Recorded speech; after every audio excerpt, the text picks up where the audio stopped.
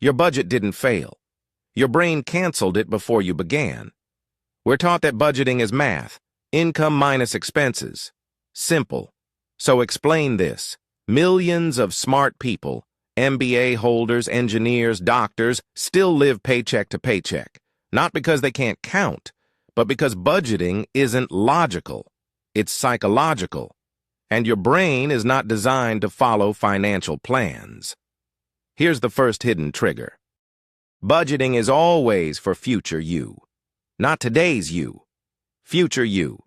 Neuroscience explains why this fails. It's called hyperbolic discounting. Your brain devalues the future, including future versions of yourself. So future you doesn't feel like you. They feel distant, almost like a stranger. Which means every budget feels like this. I'll suffer now so someone else can benefit later. Then temptation shows up. Uber Eats is now. Amazon limited time deals is now. The reward is immediate. And the brain always chooses what feels close over what feels distant. So you live for today, not for your budget.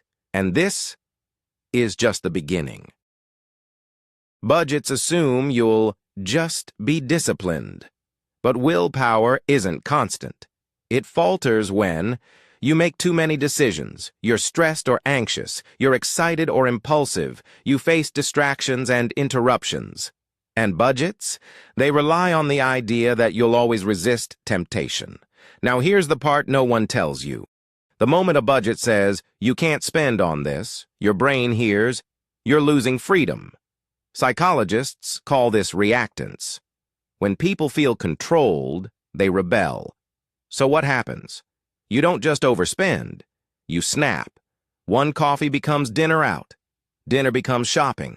Shopping becomes, I'll fix it next month. But the real damage happens after the slip. Budgets fail because the brain hates imperfection. One mistake flips a mental switch. I already messed up. This month is ruined. That's not lack of discipline. That's binary thinking. The same reason one missed workout kills a fitness plan. One expense kills the budget. But why does spending feel so good in the first place? Spending isn't about stuff. It's about stress relief, comfort, identity, and control. After a hard day, your brain doesn't want savings. It wants dopamine. Budgets don't account for this. They plan for a rational human. But emotion always gets the final vote, which explains something uncomfortable. People don't break budgets accidentally. They break them emotionally. And now the most invisible trigger of all. Money isn't just money. It's identity. If you see yourself as generous, successful, or spontaneous, a strict budget feels like a downgrade. Your brain protects identity at all costs. So it sabotages the plan quietly. Not because you're bad with money, but because the budget threatens who you think you are. Now here's the mistake most people make. Most advice says, just track every expense. Cut this, skip that. Here's the problem. Tracking and cutting rely on your brain cooperating, and it won't, consistently. Every restriction you create, every decision you force yourself to make, is another chance for the brain to rebel. The smart approach isn't harder rules or more spreadsheets. It's designing a system that works with your brain, not against it. And that leads directly to the solution. So, what actually works? Budgets that work don't rely on willpower or constant decisions. They rely on structure. Here's the fix. 1. Automate everything that can be automated. Set up recurring transfers for savings, bills, and investments. Money moves before you can touch it.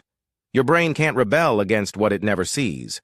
Research shows automatic saving systems dramatically increase participation and steady saving behavior by tapping into the brain's tendency to stick with defaults and avoid effort.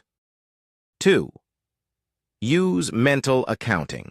Divide your money into categories: bills, spending, savings. Each bucket has a clear purpose. Research shows mental accounts reduce overspending by giving psychological boundaries rather than strict restrictions. 3. Decide your spending in advance. Set a clear weekly or monthly spending limit for non-essentials. Once it's set, stick to it. Behavioral studies show pre-commitment dramatically reduces impulse spending.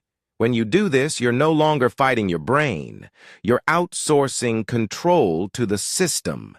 Your budget stops being a willpower challenge. It becomes automatic, predictable, and bulletproof. Do this and your brain finally works for you, not against you. If this shifted how you see budgeting, like the video.